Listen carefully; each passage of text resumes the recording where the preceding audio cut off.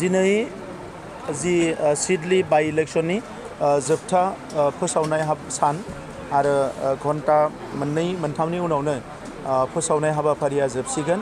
आङो गिबियावनो आसामनि chief minister doctor Himanta Biswa Sharma बिथां, लोगोसे सेन्ट्रेल मिनिस्टार सर्बानन्द सन'वाल बिथां, आसामनि मन्त्रि आरो एजिपिनि प्रेसिडेन्ट अतुल बरा बिथां आरो लोगोसे माखासे जोंनि मन्त्रिफोर आसामनि आरो इएम एमसिएलए लोगोसे गोबां दैदेनगिरिफ्रा फैनानै जोंनि बे फोसावनाय हाबाफारियाव बाहागो लानायनि थाखाय बयबोखौ साबायखर बावदों आरो सिडली समस्तिनि रायजो राजा बिथांमोनखौ आं खावलायदों आरो लोगोसे आङो धन्यबादबो होदों जे थांनाय बिसायख'थिफ्राव जोंनि बिजाथिखौ जोबोद मोजाङैनो देरहाहोदों आरो बिथांमोननि बयनिबो मददजोंनो दिनै जोङो लकसभायावबो सासे एमपि मोनफिननो हाबाय।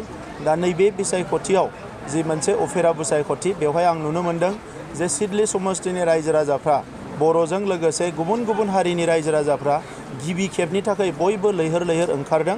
जोंनि इउपिपिएल बिजेपि आरो एजिपिनि जि बिजाथि निर्मल कुमार ब्रह्म, लोगोसे सिडलीनि रायजो राजाफोरनि बिजाथि निर्मल कुमार ब्रह्म बिथांनि जि फोसावनाय मेल मिटिंफ्राव आङो नुनानै गोजोननाय मोनदों।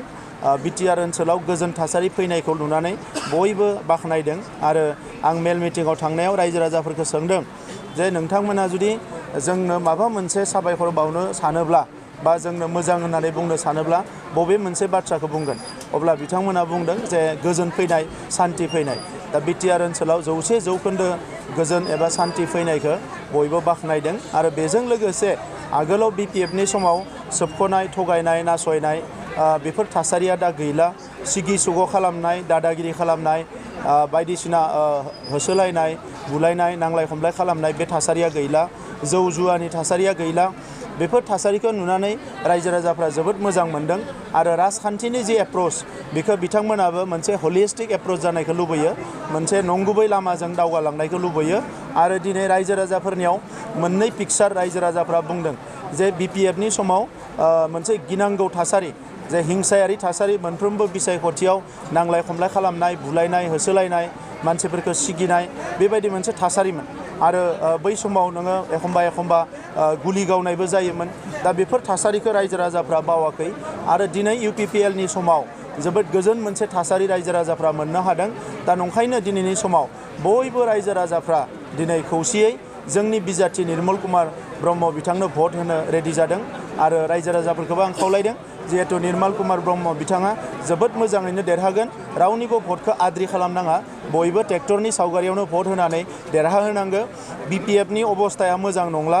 दिनै आगोलाव जायफोर बिथांमोननि दैदेनगिरिफ्रा मेल मिटिं जायोब्ला, फोसावनाय जायोब्ला ओंखारोमोन, बे दैदेनगिरिफोरनि मोखांखौ एबार नुनो मोनाखै।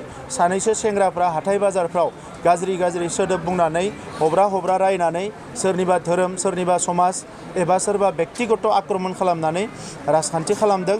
बेजों राजखान्थिया मोजां जाया।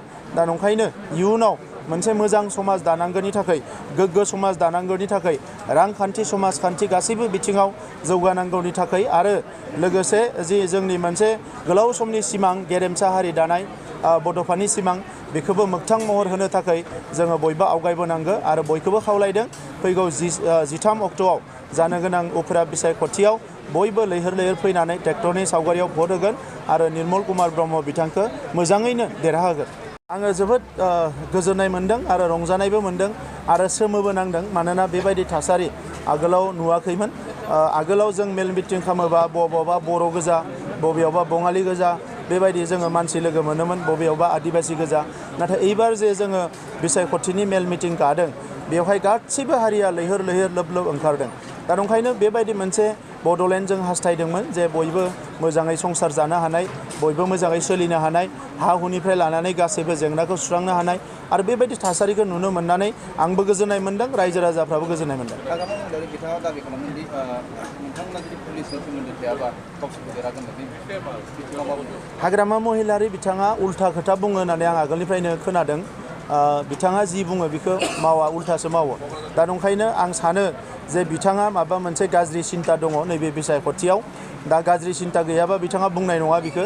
आरो जोंहा एसेबां गाज्रि सम फैयाखै जे जोङो पुलिस बाहायनांगौ माबा बाहायनांगौ जोङो गणतन्त्रखौ लुबैग्रा जोङो सुबुं दारा खान्थिखौ लुबैग्रा दोलो दा बे हिसाबै जोंनि मावथिफ्रा जोंनि बिबानगिरिफ्रा जोंनि राजखान्थि हान्जाफोरनि जोंजों थानाय जायफोर दैदेनगिरि बिथांमोना जोबोद सुस्थ' मगजजों सानो जोबोद सान्थि भाबै सानो आरो मोजां राजखान्थि हान्जाखौ दैदेननो नाजायो बिथांमोननि बायदि दादागिरि खालामनानै लोंख्रुबनाय जाख्रुबनाय बेबायदि राजखान्थिखौ जोंनि मानसिफ्रा खालामा दंखायनो नैबे बिसायख'थियाव जानो हागौ हाग्रामा महिलारि बिथांनि दोलोआ माबा मोनसे गाज्रि सिन्ता दङ बेनिखायनो आङो रायजो राजाखौ बयखौबो सांग्रां जानो खावलायो बेफोरनि दैदेनगिरिफ्रा बुंदोंदि इन्डियानि गोख्रों दैदेनगिरिफोरखौ मिरुनिफ्राय लानानै स्टेटनि जेसेबां गोख्रों दैदेनगिरि बिथांमोनखौ लाबोनो केम्पिं खालामफैदों गिनानै होननानै बे बेयाव मा बुङो हाग्रामा महिलारि आरो BPFनि दैदेनगिरिफ्रा मिथिया सुबुं दारा खान्थिनि बयनिख्रुइ समायना जि मोनसे फोरबो बेनो जाबाय इलेक्सन बे इलेक्सनाव बयबो बाहागो लायो